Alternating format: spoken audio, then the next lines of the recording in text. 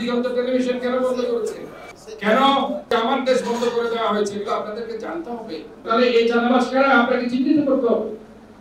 এই 720 কোটি টাকা কারা সেখান থেকে নিয়ে যাচ্ছে, যেখানে আমার ন্যায্য হোল্ডিং ট্যাক্স আমি পাচ্ছি না, আমি শিক্ষকদের বেতন দিতে পারছি না, রাস্তাঘাট ক্লিন করতে পারছি না, আমার রাস্তা পরিষ্কার করতে পারছি না, রাস্তার খানাগন্ধ আছে সেখানে, এইগুলো আপনার গাড়ি দ্বারা হয়েছে। এই যে আমার 7-8 টনের ধারণ ক্ষমতা রাস্তায় 30 থেকে 40 টনের গাড়ি এখানে চলছে বন্ধ, আমার সমস্ত রাস্তা ধ্বংস হয়ে গেছে।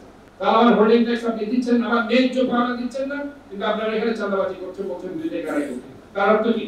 2 কোটি টাকা যদি চাঁদাবাজি হয়, মাসে হচ্ছে 60 কোটি টাকা, বছরে হয় 720 কোটি টাকা।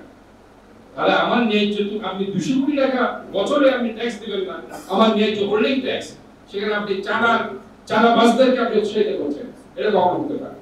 আমরা আপনি সুনির্দিষ্টভাবে ওই চাঁদাবাজি কারা করছে তাদের নাম আপনি বলবেন। অন্ততপক্ষে চট্টগ্রাম সিটি কর্পোরেশনের মেয়র হিসেবে আমি সেখানে গিয়ে ওই চাঁদাবাজদের প্রতিহত করব। এই সৎসাহস আমার আছে। কাজে আমাদের ট্যাক্স না দিয়ে, আমাদের হোল্ডিং ট্যাক্স না দিয়ে, আমাদের ন্যায্য মানুষের এই হোল্ডিং ট্যাক্স আমরা এগুলো নিচ্ছি কেন? রাস্তাঘাট মেরামত করার জন্য, আমার এই পাবলিকের সেবা দেওয়ার জন্য। আজকে দেখুন আমার প্রায় 100টা শিক্ষা প্রতিষ্ঠানে আমার 6 কোটি টাকা ভর্তুকি দিতে হয় মাসে, বছরে 72 কোটি টাকা। শিক্ষকদের বেতন ঠিক মতো তাও দিতে পারছি না। সেখানে আপনি বলছেন 2 থেকে 2.5 কোটি টাকা চাঁদা। তাহলে এই চাঁদাবাজ কারা আপনাকে চিহ্নিত করতে হবে। এই 720 কোটি টাকা কারা সেখান থেকে নিয়ে যাচ্ছে, যেখানে আমার ন্যায্য হোল্ডিং ট্যাক্স আমি পাচ্ছি না, আমি শিক্ষকদের বেতন দিতে পারছি না, রাস্তাঘাট ক্লিন করতে পারছি না, আমার রাস্তা পরিষ্কার করতে পারছি না, রাস্তার খানাগন্ধ আছে সেখানে, এইগুলো আপনার গাড়ি দ্বারা হয়েছে। আপনাদের বন্দরের গাড়ি এখানে চলে আমার গাড়ি সব রাস্তা সব নষ্ট করে দিচ্ছে। কাজে আপনাদেরকে স্পষ্ট জবাব দিতে হবে কারা সেখানে 2 থেকে 2.5 কোটি টাকার চাঁদাবাজি করছে। চট্টগ্রামবাসীকে নিয়ে আমরা এইসব চাঁদাবাজদের প্রতিহত করতে চাই। যাই হোক, মূল কথা যেটা আমি বলতে চাই, ওনাকে নিয়ে, মুরাদ সাহেবকে নিয়ে, এটা কিন্তু অনেকেই জানে না, এই কথাগুলো অনেকে জানে না, কারণ আমরা 16 বছর আপনার রাস্তায় ছিলাম, আমরা জানি কেন হয়েছে, ওনাকে কেন টার্গেট করেছে, ওনার দিগন্ত টেলিভিশন কেন বন্ধ করেছে, কেন আমার দেশ বন্ধ করে দেওয়া হয়েছে, এগুলো আপনাদেরকে জানতে হবে।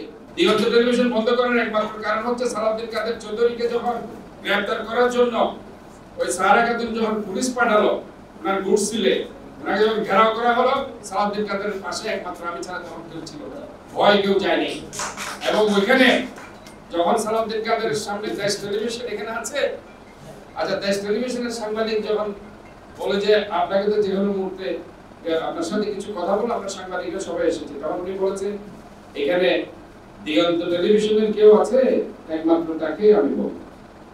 এবং আমি তখন ওই মুরাদ ভাইকে ডেকে এখানে আনা হয়েছে, এবং মুরাদ ভাই যখন আসার পরে সালাউদ্দিন কাদের কে প্রশ্ন করা হয়েছিল সাংবাদিকরা, আমরা এইমাত্র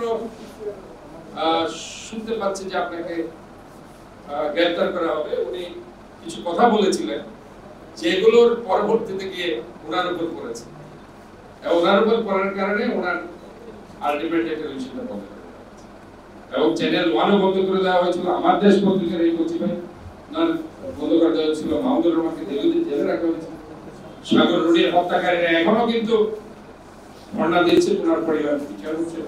কাজে সব মিলে আমার মনে হয় ভেরি ইম্পর্টেন্ট। আমি আপনাদের ডিক্লেয়ার করতে চাই যে আমি কিছু পারিবারিক মানে নাগরিক স্মার্ট কার্ড, যেগুলো আমরা বলি ফ্যামিলি কার্ড, কিছুদিন আগে তারিখে দেখেছেন উনি বলেছেন ক্ষমতায় গেলে উনি 50 লক্ষ দিবে। আমি ইতিমধ্যে এই প্রক্রিয়াটা আমরা শুরু করেছি, বাট আমি বলেছি এখানে কোনো রাজনীতি যাতে না থাকে। প্রতিটি দুস্থ পরিবার, প্রতিটি অসহায় পরিবার, প্রতিটি মধ্যবিত্ত নিম্ন মধ্যবিত্ত পরিবার, একটা পরিবার তারা একটা কার্ড পাবে। Next level, well done, side by side, free.